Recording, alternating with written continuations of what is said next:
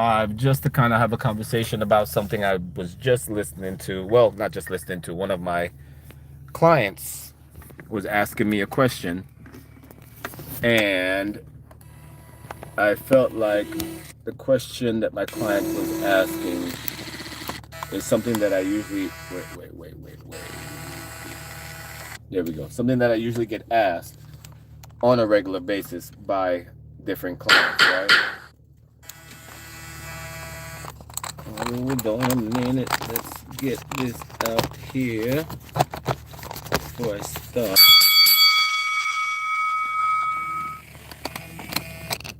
Before I start, let me get this better hooked up so we can talk. Moving that camera a lot. I'm just trying to get it set up in the vehicle here with my. So when I got these bad boys right here, I'm not putting or anything, but this thing works wonders. Has automatic control. Ready? Open it up. Automatic control to rotate so it can go vertical or horizontal. And it goes straight into your AC outlet right here. And such. Okay.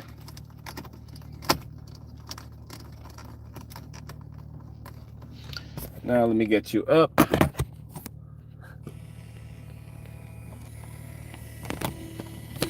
And close. All right. So, like I was saying before, right? I had a client that I was working with, and we were working basic footwork, right? Because I feel like footwork is one of the most important things as a martial artist that you have to get down. It's not hard to get footwork down, but footwork does take some work, right? It does take a little time to get the rhythm down so that you're executing. Sorry, I'm looking for my tag pieces. It takes a little time for you to get the footwork down so you can execute everything else, right? Because without the proper footwork, you're not going to execute your jabs, your crosses, your hooks, anything the right way, because your feet are not going to be planted or placed under you in a way that's going to allow you to be as elusive and as mobile as you want to be. So what we were talking about basically was my client was basically asking me, well, what happens if the person does this move? What happens if they do this move? What combo should I use if somebody does this? What combo should I use if somebody does that? One thing that most fighters don't understand, and I see this in a lot of Muay Thai fighters, they think that the ultimate combo is going to be what wins the fight. They think that if they have this special 360 twisted back, spinning back kick with a back fist and 3 elbows, and that combo is what's going to get you the win, right? It's never about the combo, guys. Understand that. It's never about the combo. We don't practice. We don't practice as martial artists. We don't practice as competition fighters to have the perfect combo. You don't drill every single day. Drill your jab, your cross, your roundhouse, your push kicks. You don't drill that every day so that you have the perfect combo. The reason we drill over and over and over again, the reason we spar, the reason we do all those things is so that you can have body mechanics. We want to make sure that your body is able to move in the ways that you want it to move when the time comes for it, right? We have to be able to not only execute the moves that we're training to do, but we have to do it when we're tired. We have to do it in any situation. We have to be able to execute those things regardless of what is coming at me, regardless of how I feel. I have to be able to execute those. That's why we drill. That's why we train consistently over and over again. That's why we might practice one move over and over again. Not so that that's the perfect move, but because that makes the move a lot better because I could execute it at any given time. Bruce Lee said he's not afraid of the guy that has 1,000 moves, but the guy that has that one move that he practiced 1,000 times. Not because the move is special, right? It can be any one move. The move is not the special part. What's special is the consistency that you get from drilling that move over and over again.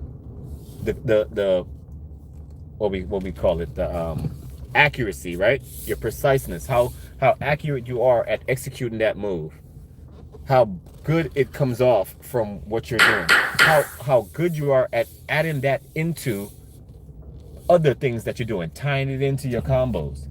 Those are the things that's going to make you a lot better with your martial arts. Not, I got the best combo. Not my combo that I can execute is the most flawless combo in the world, and if I do this on anyone, they're not going to be able to block it or dodge it or get away from it. That's not it, right? Your execution and all that comes from you drilling that combo over and over again till it becomes second nature. Ready? Right? That's what we're looking for. We're looking to make our combos second nature, and the only way to do that is practice. All right, guys, I'm not going to be on here too long. Little 5-6 minutes. Just want to come on here and talk about that. I'll be back on here again later on today. And like I said, I'll bring you guys into my world a little bit, right? Just getting to know you guys. So if you're on here, like, comment, subscribe, share my video. Just a couple of quick little things. If there's anything that you guys want me to go into detail about, ask, right? Just leave a comment. Let me know what is it exactly that you guys want to know about. When it comes to martial arts, when it comes to anything like that, I am well versed in martial arts and I enjoy it. It's a lifestyle, not just something I do on the side. So I'm looking for people who are, you know, like that, martial artists, or just want to be part of that world and are willing to learn and grow. All right, we're going to be back on here later. Forrest the King mentality, and we're it. We're gone. You understand?